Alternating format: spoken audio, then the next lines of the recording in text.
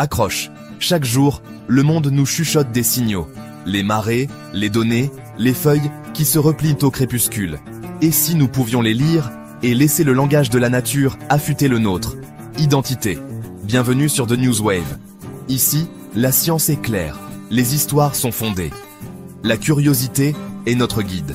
Nous transformons la recherche en vie réelle. Épisode hebdomadaire fiable. Les faits d'abord, sans fioriture. Que vous soyez étudiant, créateur ou simplement curieux, vous avez votre place ici. Promesse. Notre boussole à 3 points. Comprendre, des explications claires et visuelles. Explorer, des idées. Toutes les nouvelles, des études récentes. Agir. Des conseils simples à essayer à la maison, au jardin ou en classe. Appel. Restez avec nous jusqu'à la fin. Si cela vous aide, aimez, partagez, abonnez-vous. Sans pression, juste de la valeur. Aujourd'hui, nous mettons le cap sur les hormones végétales. Ces messages cachés qui orchestrent la croissance. Avez-vous déjà regardé une plante et vous êtes-vous demandé comment elle sait exactement quand grandir, quand fleurir, ou même quand laisser tomber ses feuilles en automne? Eh bien, aujourd'hui, je vais vous révéler un secret fascinant du monde végétal qui va complètement changer votre perception des plantes. Imaginez que les plantes possèdent leur propre système de communication interne, comme un réseau de messages secrets qui coordonnent chaque aspect de leur vie. Ces messagers invisibles s'appellent les hormones végétales, et croyez-moi, leur histoire est bien plus captivante que vous ne l'imaginez. Restez avec nous, car nous allons plonger dans l'univers extraordinaire de ces substances chimiques qui orchestrent la symphonie de la vie végétale. Qu'est-ce que les hormones végétales? Les hormones végétales, aussi appelées phytohormones, sont des substances chimiques produites naturellement par les plantes. Pensez à elles comme à des coordinateurs invisibles qui transmettent des informations cruciales d'une partie de la plante à une autre. Contrairement aux animaux qui ont un système nerveux, les plantes utilisent ces messagers chimiques pour communiquer et réagir à leur environnement. Ces hormones circulent dans la sève et influencent pratiquement tous les aspects de la vie végétale. La croissance, la reproduction, la maturation des fruits et même la façon dont une plante réagit au stress environnemental. C'est véritablement un système de communication sophistiqué qui rivalise avec nos propres mécanismes biologiques. Les 5 principales hormones végétales. 1. L'auxine, le guide de croissance. Commençons par l'auxine, découverte dans les années 1880 par Charles Darwin lui-même. Cette hormone est le véritable chef d'orchestre de la croissance végétale. L'auxine se concentre principalement dans les pointes des tiges et des racines, d'où elle dirige les opérations. Sa fonction principale est de stimuler l'élongation cellulaire, permettant à la plante de grandir vers le haut. Mais ce qui est vraiment remarquable, c'est son rôle dans le phototropisme, la capacité des plantes à se tourner vers la lumière. Quand la lumière éclaire un côté de la plante, l'auxine se déplace vers le côté ombragé, provoquant une croissance plus rapide de ce côté et faisant ainsi pencher la plante vers la source lumineuse. Des études récentes de 2023 ont montré que l'auxine joue également un rôle crucial dans la formation des racines adventives, ce qui explique pourquoi certaines boutures s'enracinent plus facilement que d'autres. 2.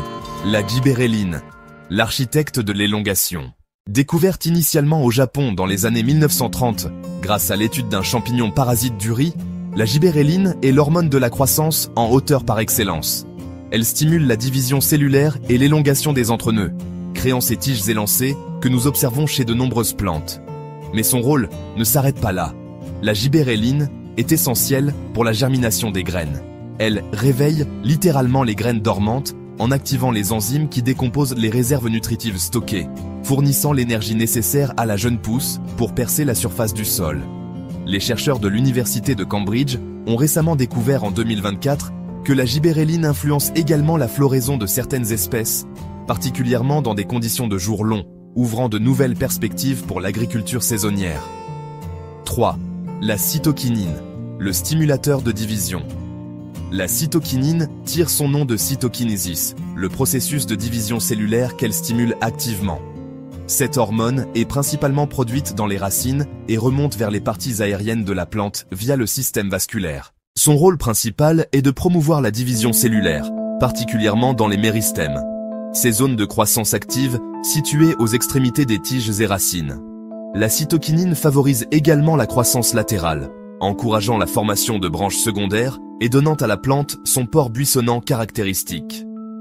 Une découverte fascinante de 2024 révèle que la cytokinine joue un rôle anti-vieillissement chez les plantes, retardant la sénescence des feuilles et prolongeant leur activité photosynthétique. Cette propriété suscite un grand intérêt en horticulture pour prolonger la durée de vie des plantes ornementales. 4. L'éthylène, le régulateur de maturation. L'éthylène est unique parmi les hormones végétales, car c'est un gaz. Cette particularité lui permet de se diffuser facilement entre les cellules et même entre différentes plantes. C'est l'hormone de la maturation par excellence. Vous avez sûrement entendu dire qu'une pomme pourrie peut gâter tout un panier. C'est exactement le travail de l'éthylène. Cette hormone déclenche et accélère la maturation des fruits, les rendant plus sucrés, plus colorés et plus savoureux. Elle coordonne également l'abscission, le processus naturel par lequel les feuilles, les fruits ou les fleurs se détachent de la plante. Les applications commerciales de l'éthylène sont révolutionnaires. Les bananes, par exemple, sont récoltées vertes et transportées dans des conteneurs où l'éthylène est contrôlé pour déclencher leur maturation juste avant la mise sur le marché. Des recherches de 2024 explorent l'utilisation de l'éthylène pour optimiser la maturation synchronisée des cultures, réduisant le gaspillage alimentaire. 5.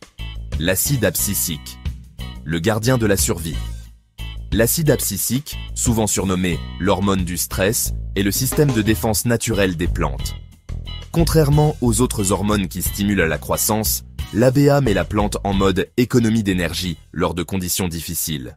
En cas de sécheresse, l'ABA déclenche la fermeture des stomates, ces petites ouvertures microscopiques sur les feuilles qui permettent les échanges gazeux. Cette fermeture réduit la perte d'eau, mais limite également la photosynthèse, ralentissant temporairement la croissance pour assurer la survie. L'ABA joue également un rôle crucial dans la dormance des graines et des bourgeons, s'assurant qu'ils ne germent ou ne débourrent pas pendant les périodes défavorables comme l'hiver. Les dernières recherches de 2024 montrent que l'ABA pourrait être la clé pour développer des cultures plus résistantes au changement climatique. L'interaction complexe des hormones. Ce qui rend le système hormonal végétal vraiment extraordinaire, c'est que ces hormones ne travaillent jamais seules. Elles interagissent constamment dans un équilibre délicat qui détermine le comportement de la plante. Par exemple, l'auxine et la cytokinine travaillent ensemble pour déterminer si une cellule se développera en tige ou en racine. Un rapport élevé auxine-cytokinine favorise la formation de racines, tandis qu'un rapport faible favorise la formation de tiges. C'est cette interaction qui permet aux horticulteurs de contrôler la propagation des plantes par bouturage. De même, l'éthylène peut inhiber l'action de l'auxine, expliquant pourquoi les fruits mûrs ont tendance à tomber. L'éthylène de maturation neutralise l'auxine qui maintenait le fruit attaché à la branche. Applications modernes et recherches actuelles. Les avancées récentes en biotechnologie végétale ouvrent des perspectives fascinantes. En 2024, des chercheurs de l'INRAE ont développé des techniques pour moduler précisément la production d'hormones végétales, permettant de créer des variétés de plantes optimisées pour des conditions environnementales spécifiques. L'agriculture de précision utilise maintenant des capteurs qui mesurent les niveaux hormonaux des cultures en temps réel, permettant aux agriculteurs d'ajuster leurs pratiques culturales pour maximiser les rendements tout en minimisant l'impact environnemental. Alors, la prochaine fois que vous admirerez un jardin ou une forêt, souvenez-vous de cette incroyable symphonie chimique qui se joue en permanence. Chaque plante autour de vous utilise ses messagers moléculaires pour orchestrer sa croissance, sa reproduction et sa survie avec une précision remarquable. Mettons en lumière deux chefs d'orchestre moins célèbres, mais essentiels dans l'orchestre végétal. Les brassinostéroïdes et les strigolactones. Pensez-y comme des ajusteurs de précision pour la forme et la fonction. Brassinostéroïdes. Les BR guident l'expansion cellulaire. Ils fortifient les parois cellulaires. Ils soutiennent le développement des tiges. Ils soutiennent le développement des feuilles. Ils soutiennent la reproduction. Sans BR, les plantes restent naines, avec des feuilles anormalement épaisses. Le signal démarre au niveau des récepteurs membranaires comme BRI1. Flèche vers le noyau. Cascade transcriptionnelle. Cela active les gènes de croissance. Sur le terrain, l'amorçage par les BR peut stimuler la résilience au froid et à la sécheresse. Les BR peuvent aussi améliorer le rendement. Recherche 2023-2024. Ajuster la sensibilité aux BR dans les céréales pour réduire l'averse. Strigolactones, les SL, façonnent l'architecture des plantes. Elles freinent les bourgeons axillaires. Elles contrôlent le tallage.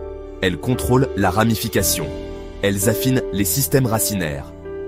Sous terre, les SL agissent comme des balises pour les champignons mycorhiziens, mais elles déclenchent aussi la germination de mauvaises herbes parasites. les agriculteurs peuvent exploiter les voies DSL pour gérer la densité de plantation et pour réduire la pression des mauvaises herbes.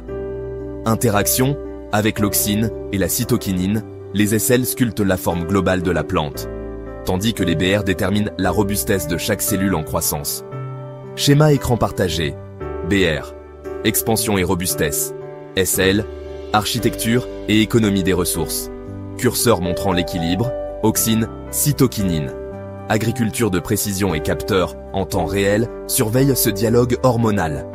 Mini-synthèse, accélérée. La ramification ralentit avec un taux élevé de SL.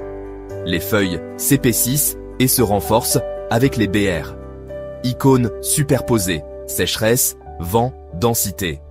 En bref, les BR signifient expansion et force. Les SL signifient architecture et économie des ressources. Deux leviers subtils de grands impacts sur les champs, sur les forêts et sur l'avenir des cultures résilientes. De l'architecture végétale à sa défense, voici les gardiens les jasmonates, l'acide salicylique.